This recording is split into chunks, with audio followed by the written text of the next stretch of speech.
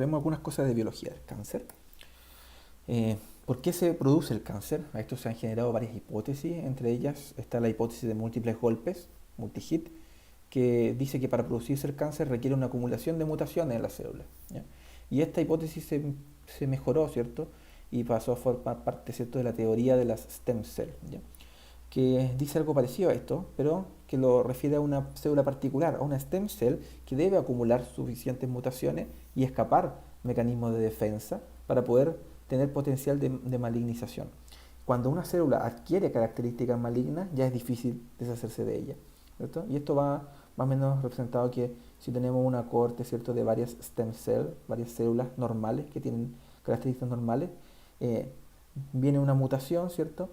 Hay algunas células que van a presentar una mutación eh, y el organismo se va a defender, va a tratar de protegerse con esta mutación, va a destruir algunas de estas células mediante mecanismos de inmunidad y van a sobrevivir solamente algunas, pero durante ese proceso puede que empiecen a generarse nuevas mutaciones. Cada vez, eh, eh, al haber más mutaciones, más mecanismos de defensa se requieren, hasta que hay una célula que se escapa, una célula que logra acumular las suficientes mutaciones para transformarse en célula maligna, y esta es la stem cell, que es la que va a generar y va a tener el potencial de mantener y generar el cáncer. Para explicarle de una forma más didáctica, ¿cierto?, veamos esta tabla que está acá, donde en esta columna vemos qué es lo que debería uno esperar para una célula normal, qué señales son las que logran ese comportamiento normal, y aquí, de aquí hacia allá, vemos qué ocurre en una célula que está adquiriendo rasgos malignos. Puede haber ganancia o pérdida de funciones, y esa ganancia o pérdida, qué rasgo maligno le da. Entonces partamos por el 1, ¿cierto? El número 1 que está acá. Una célula normal debe crecer cuando se le indica. ¿Qué significa eso? Que si yo tengo una célula, por ejemplo, de un parénquima, de un órgano cualquiera, solamente va a crecer cuando hayan factores de crecimiento como señal que le digan a esa célula que debe crecer, ¿ya? Eh, cuando hay una célula ya que adquiere un potencial maligno, esta célula lo que hace es ganar una capacidad, ganar la capacidad de autosuficiencia. ¿Y qué significa eso? Que esta célula ya no requiere de este factor de crecimiento para crecer, sino que es capaz de generar en forma autocrina estímulos que hagan que la célula crezca, ¿no? Autosuficiencia. Luego, también una célula debe morir cuando se le indica, ¿ya? Y esto está relacionado, ¿cierto?, con la apoptosis, ¿cierto? Hay receptores de muerte en las células que deben ser capaces de traducir, ¿cierto?, y explicar a la célula por qué y cuándo debe morir, ¿ya? Bueno, puede haber una pérdida de esta función del receptor, una pérdida del receptor de apoptosis, ¿cierto? Y hacen que esta célula pueda escapar del sistema inmune que le iba a destruir, ¿ya? Eso también es un rasgo de malignidad. Luego, una célula normal debe morir también cuando el ADN está dañado, o bien reparar el ADN. ¿Cierto? Y aquí la señal y lo importante son los supresores de tumores, ¿cierto?, como uno de los más conocidos, el P53, ¿ya? El P53 lo que hace es tratar de reparar el ADN, ¿cierto? Y si el ADN no es reparado, la célula debe marcarse para apoptosis, ¿ya? Bueno, en una célula tumoral lo que ocurre es que hay una pérdida de esta capacidad de suprimir tumores, ¿cierto? Por lo tanto, la célula escapa a la apoptosis. Y esto genera un primer evento importante en la carcinogénesis que se llama tolerancia a la inestabilidad genómica. O sea, esta célula, al escapar de la apoptosis, que es uno de los mecanismos de defensa más importantes para destruir células que tienen mutaciones, se vuelve tolerante a esas mutaciones. Y al volverse tolerante es capaz de sobrevivir, ¿ya? Y al tener mutaciones es capaz de, al tolerar inestabilidad genómica, es capaz de tolerar que aparezcan nuevas mutaciones que la hagan volverse cada vez más maligna. A este nivel todavía no estamos hablando de cáncer, ya estamos hablando de células que están adquiriendo rasgos malignos. Luego, una célula normal debe ser capaz de cooperar con las otras células vecinas, ¿cierto? Y aquí hay señales importantes, especialmente que regulan la proliferación, como son las E-caderinas y la beta-catenina, que son aquellas moléculas que le dicen a la célula cuándo debe parar de proliferar, por ejemplo, que tienen que ver mucho con mecanismos de reparación incluso. Cuando se pierden esta capacidad de comunicarse, de comunicar a la célula que debe detenerse de su proliferación, ¿cierto?, se pierde esta capacidad. Lo que ocurre es que ocurre una proliferación disregulada. Y la célula crece, crece, crece, crece, crece porque hay una pérdida de esta capacidad de cooperar entre sí y de frenar la proliferación. Pero hay otro mecanismo de defensa, ¿cierto? Que es el número 5 que está acá. Una célula normal tiene un número limitado de proliferaciones por una cuestión física, fisiológica, ¿ya? Y esto está dado por los telómeros. O sea, ustedes saben que cada vez que una célula se divide, se reproduce, ¿cierto? El telómero, que es la parte distal, ¿cierto? La última parte del cromosoma se va cortando, ¿cierto? Hasta que se acorta tanto que lo que se produce es una agregación de cromosomas y una llamada crisis telomérica que lleva a la destrucción de la célula, ¿ya? Entonces, una célula, aunque haya adquirido todos estos rasgos que hemos hablado hasta acá, si es que tiene sus telómeros normales, en el fondo va a llegar a un punto en el que se va a destruir porque no se va a poder seguir dividiendo por una cuestión física. No puede proliferar más porque se acabaron los telómeros.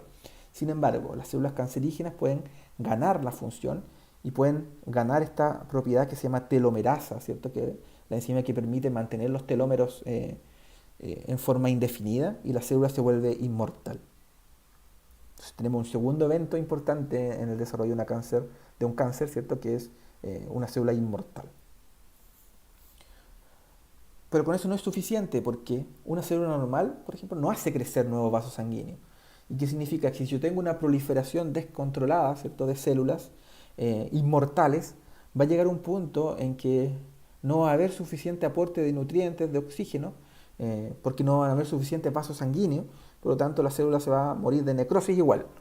Eh, y esto está mediado, ¿cierto?, a través de estos factores, factor de crecimiento endotelial vascular, el factor de crecimiento derivado de plaquetas y el TNF-beta, que son capaces de hacer crecer nuevos vasos que no están presentes en todas las células, pero la célula cancerosa, la que está malignizándose, gana la función de desarrollar angiogénesis. Y eso permite llevar un aporte de oxígeno y de nutrientes a esas células tolerantes que están proliferando desreguladamente y que son inmortales. Aún así, hasta este nivel todavía no podemos hablar de cáncer, porque para que haya cáncer debe cumplirse el punto número 7, que dice que una célula normal, lo habitual, es que se queden en su lugar. O sea, no se desplacen ni invadan otros tejidos, ¿cierto? Pero la célula cancerígena lo que hace es ganar esta función, ganar la función de invadir y de hacer metástasis a distancia, y esto lo hace con algunas señales como los MMP, que son moléculas que degradan matrices de proteína. Entonces, al degradar la matriz de colágeno, ¿cierto?, favorecen el ingreso a tejido linfático, a tejido conectivo, a tejido sanguíneo, para poder invadir y proliferar. Cuando la célula adquiere el potencial de invasión, hablamos de que esta célula ya es cancerígena. Ahora, ¿qué ocurre? ¿Cómo crece el cáncer? ¿Cierto? Tenemos acá, por ejemplo, si nos referimos a la stem cell que hablábamos, la stem cell una célula que es capaz de tener una replicación que es lenta. Y de repente produce una mitosis, ¿cierto?, en el cual es capaz de generar una célula que se llama célula progenitora. Y la célula progenitora es un clon de la stem cell, pero que tiene algunas características distintas. Así como la stem cell tenía crecimiento lento, la célula progenitora tiene un crecimiento rápido y es capaz de dividirse rápidamente. Entonces, cuando tenemos una stem cell que ha adquirido características malignas, lo que ocurre en un tumor, ¿cierto?, es que voy a tener algunas stem cell cancerígenas, ¿cierto?, que son las que me generan el cáncer, pero la mayor parte de las células que van a componer ese tumor son células progenitoras, que son las que son de crecimiento rápido. ¿Y eso qué significa? Que si yo trato un cáncer, si yo trato un tumor, la mayor parte del tratamiento lo estoy dirigiendo a las células progenitoras. Y si yo no logro eliminar la stem cell, el cáncer se va a reproducir igual. Y eso explica por qué es tan difícil también de tratar el cáncer, ¿cierto? Necesitaría eliminar todas las stem cell, que son las que mantienen la enfermedad a largo plazo. Ahora, en un tumor, no todas las células están creciendo, ¿cierto? Hay una fracción que se llama fracción de crecimiento, que es el porcentaje de células que está en proliferación. Pero así como la célula se está reproduciendo rápidamente, va requiriendo recursos que son limitados, ¿cierto? Va requiriendo oxígeno, nutrientes que no son suficientes para mantener a todas las células proliferando en forma y sobrevivan todas las células. Por lo tanto, hay una fracción, también una fracción de muerte, que eso significa que hay un porcentaje de células que están muriendo dentro del tumor. Y hay una fracción que ni prolifera ni muere, que se llama una fracción estancada, ¿ya? Entonces, en un tumor siempre hay estos tres tipos de células. Y lo que nosotros buscamos, por ejemplo, con algunos tratamientos como la quimioterapia, es aumentar la fracción de muerte, cosa que el tumor se empieza a achicar de a poco. Ahora, otra cosa importante de entender es cómo progresan los carcinomas, ¿ya? En la siguiente clase vamos a ver a qué se refiere. Los carcinomas son los cánceres epiteliales, ¿ya? Que vienen del epitelio.